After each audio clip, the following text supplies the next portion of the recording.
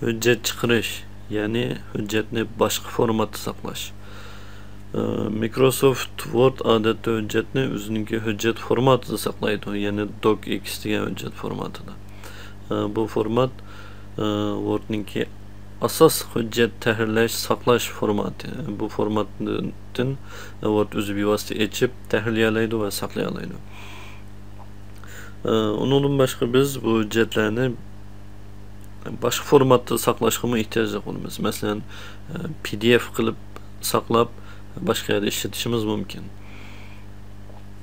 Yoki bo'lmasa, tuvan nashrdagi Windows Word uchun yana ayrim saqlab ishlatishimiz mumkin. Gayet tekst saqlash ehtiyojimiz tug'ildi yoki torbat hujjati shaklida saqlaydigan ehtiyoj qildi. Mushular odatda hujjat chiqarish mashg'uloti deb ataldi. Biz tuvanda hujjatga xat nusxasini singdirish yoki qistirish, PDF qilib saqlash yoki tuvan nashrdagi Word uchun saqlashni ko'rib o'tamiz. Biz Uyg'urcha hujjatlarni tahrirlagan yoki yozgan vaqtimizda buni boshqa bir odamga avatib bersak, ularning kompyuterda bizning xatlarimiz normal ko'rinmaydigan ahvolga kelib chiqadi. Çünkü biz ko'pincha ishlangan xat nusxasi sistemida yo'q. Ya'ni o'zimiz kompyuterga ayrim qachilib olgan xat nusxasi. Bu yeni bir kompyuterda bo'lmaganligi uchun biz hujjatimizni olsak, xat normal ko'rinmaydi. Gerçi mazmuniga ta'sir etmasa-mu, ko'rinishiga ta'sir etadi.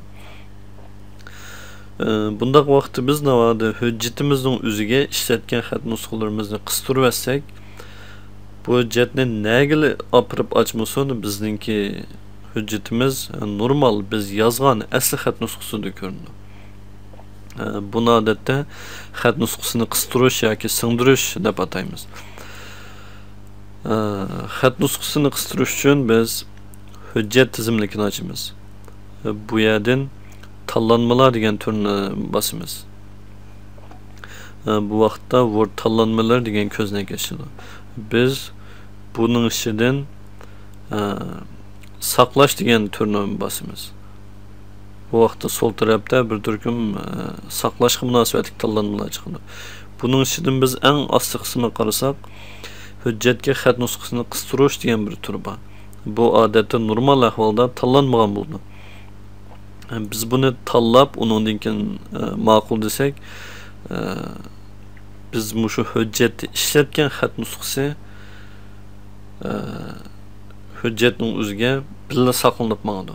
Hujjatni yo'tkizsak, xat nusxasi birga yo'tkiladi ikki qismda. Nega basak normal ko'rindi. Endi bu yerda yana ikki dona tarmoq tanlash bor. Bunun birisi putukda ishlatgan, ya'ni navbatdagi hujjatni ishlatgan harf belgilarini qistirish. Bu deganlik bir xat nusxasida bir qancha yuz yoki necha yuz, hatto ba'zi hanuzcha xat nusxalarda necha ming harf bo'ldi. Biz buni tanlamagan vaqtimizda shu bir xat nusxasining hammasi hujjatga qistiriladi.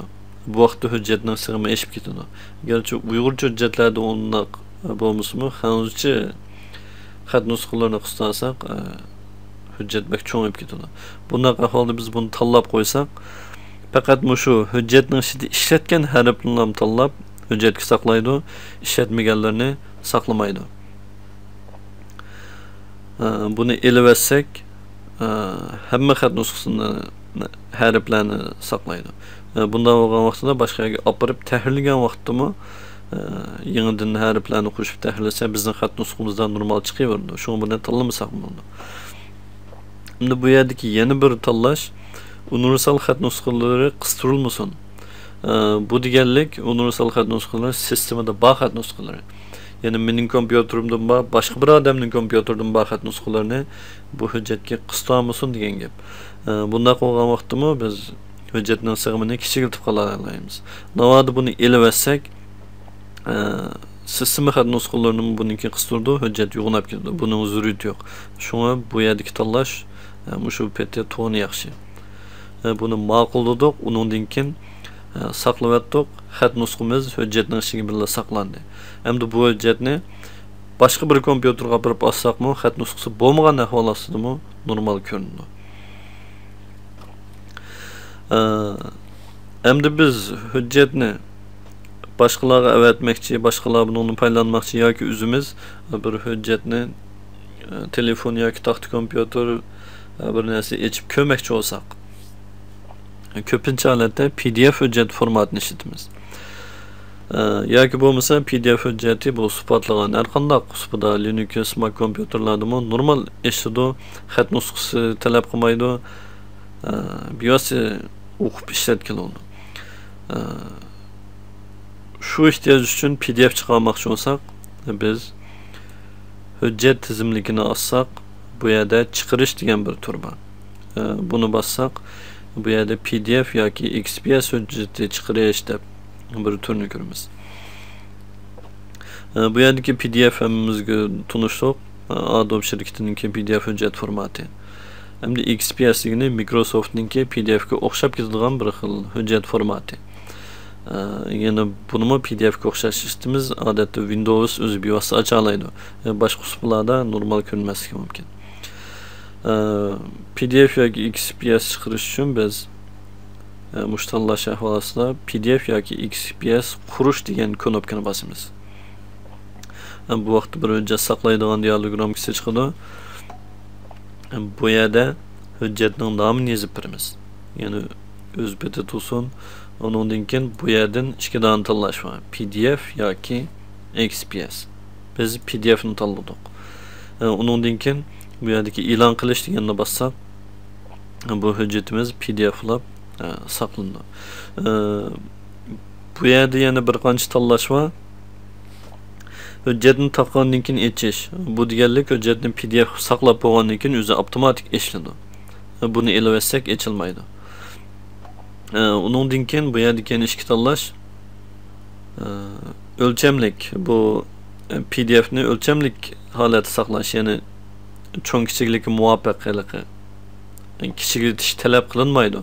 Ya'ni hujjatning sig'imi cho'ng bo'lib ketsa hech qisi yo'q degan gap. Bu yerda tirnoq ichiga yozib qo'yibdi, torda e'lon qilinyotdi va besilyotdi. Bu amaliyotda undaq degan gap emas. Tarjimasi xato bo'lib qolibdi. Torda e'lon qilish uchun yoki printerda besish uchun o'lchamlik chiqaradi degan gap. Hamda eng kichik cho'nglik bu degani torda tarqatib emas, torda tarqatish uchun tayyorlaydi. Ya'ni torda hujjat kichikroq bo'lsa, buni tushirish osonroq bo'ladi. Shu hujjatning sig'imi kichikroq chiqadi. Biz shu o'lchamlik holatda qilsak bo'laverdi.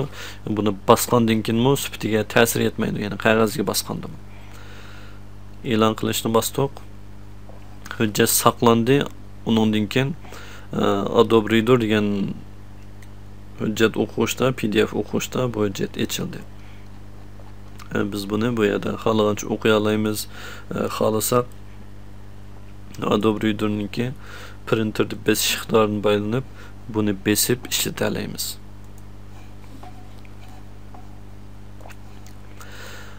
Biz PDF chiqarishni ko'rib o'tdik. Endi yana boshqa xil ehtiyojlar bo'lib qolsa, masalan tekst yoki RTF yoki torbat qilib saqlamoqchi bo'lsak, o'xshashlar hujjat tizimligini ochib, bu yerdan boshqa saqlash, ya'ni boshqa format saqlash bu turni bosamiz. Bu turni bosgandan keyin kompyuterni tanlasak, buni kompyuterimizda saqlay olamiz. Saqlash o'rni. Masalan, men navbatdagi hujjatlarimni mashq hujjatlar degan hujjat qisqicha saqlab o'taman. Buni tanlagandan keyin hujjat saqlash dialog ramkasi yashadi. Bu yerda bizningki tanlaydiganimiz odatda saqlanadigan tipi, ya'ni hujjatning qaysi tipda bo'lganligi. Masalan, biz tekst saqlamoqchi bo'lsak, bu sub tekst, ya'ni tekstchi deganni tanlasak bo'ladi. Bu formatda saqlagan vaqtimizda bizningki hujjatimizdagi barliq formatlar yo'qolib ketadi. Ya'ni xat nusxasi, cho'ng kichikligi, rangi deganga o'xshash narsalar yo'qaydi. Rasm qistirgan bo'lsak, bu rasmlar ham yo'qaydi. Jadval degandek narsalar. Bu faqat sub tekst bo'ldi. Buni biz kompüterni Windows'dagi xotir daftar orqali ochib ishlatalaymiz yoki har qanday bir supidagi Mac, Linux yoki Android, iOS degandagi tekst o'quvchilarning hammasi buni ochib ishlatalaydi. Audio formati orqali biz yani Windows'dagi WordPad degan hujjat orqali hujjat tahrirlaguvchi orqali uni ochib ishlatalaymiz. Bunikida bir qism hujjat formatlari saqlanib qoldi. Masalan, xat nusxasi, cho'ng kichikligi, o'ng so'l o'tirg'i to'g'rilangan qiyofatlar deganga o'xshash. Navoda biz buni torbat qilib saqlamoqchi bo'lsak, torbat deganni tanlasak buni. Ya'ni bu HTML formati, to'g'ri qo'yilgan hujjat. Bunda saqlagan vaqtimizda biz tinch holatdagi bir torbat hujjatini hosil qila olamiz, ya'ni o'zimizningki hujjatining mazmunidan. Hamda bu yerda torbatning ikkisi bor. Buningki kengaytirilgan nomi o'xshashli HTML. Lekin buning farqi torbat degan vaqtimizda Word'dagi bir qism format belgilarini bu torbatga o'z beti saqlaydi. Buni qayta Word'da ochgandan keyin yana o'z beti tahrirlab ishlatalaymiz. Hamda bu suzilgan torbat deganda torbatdagi Word'ga munosabatlik, ya'ni Office'ga munosabatlik alaydi belgilarni, formatlarni suzib o'tadi. Yani sap torbat holatga keldi. Bu mu torbatda normal ko'rindi, ishlatalaymiz. Torbatda normal ko'rindi, odatda saqlagan vaqti ko'pincha shu suzib o'tilgan holatda saqlasak bo'ldi. Ya'ni qayta Word'da tahrirlashninki ehtiyoji bo'lmasa. Masalan, biz buni torbat shaklida bir nusxa saqlaylik.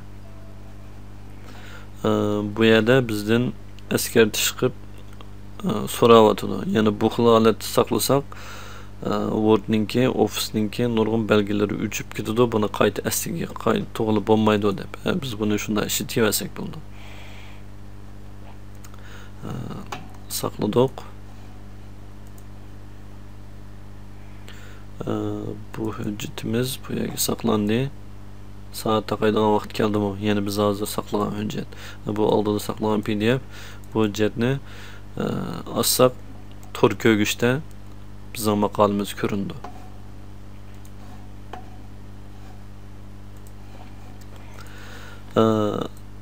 Endi hujjatni yana boshqa xil formatlarda saqlasak, torbatda saqlab bo'ldik.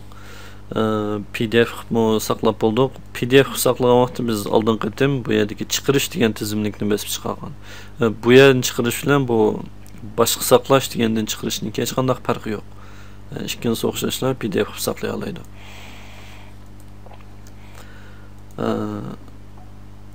Endi bizning ishlatayotganimiz Word 2013 nashri, ya'ni eng yangi nashri. Lekin hozirgacha yana nurg'un odamlar Office'ninki 2003-yilgi nashrini ishlatyapti, ya'ni 10 yil burungi nashrini. Endi Word 2003 bilan Word 2013'ninki hujjat formatida farq bor. 2013'da docx degan hujjatni ishlatadi, 2003'da doc degan hujjatni ishlatadi. Biz bu 2013'da tayyorlagan hujjatimizni boshqalarga bersak, 2003'da normal ochanmaydi. Ularning normal etish uchun biz buni Word 97'dan 2013gacha degan bu turni tanlasak, Word 2003'da normal açalaydigan hujjat qilib saqlay olamiz. Yani Word 2003 hujjat formati qilib saqladik.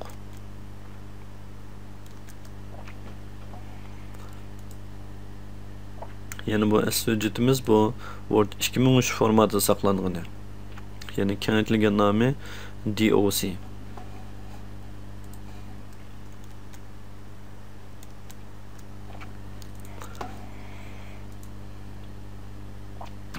Navoda yana boshqa hujjat formatlariga ehtiyojli bo'lsak, boshqa saqlashdan echib xohlagan formatlarda saqlasak bo'ldi. Masalan, Navoda Open Office'da ochmoqchi bo'lsak hujjatimizni, bu yerda Open Document'ninki hujjat formati bor. Buni tanlasak bo'ldi. Yoki XML qilib ishlatadigan ehtiyoj bo'lsa, XMLni saqlasak bo'ldi. Yana bu yerda Word XML bilan mutlaq ochiq XML'ninki farqi var. Word XML'de Word'ninki formatlarını özbeti saklaydı. Bunu Word yani özbeti içip işletkin oldu. Bu mutlak uç XML hüccetninki kurulmasını XML aletde programa ulab işletilgan bazı ihtiyaçlar olsa bu aletde saklasak buldu.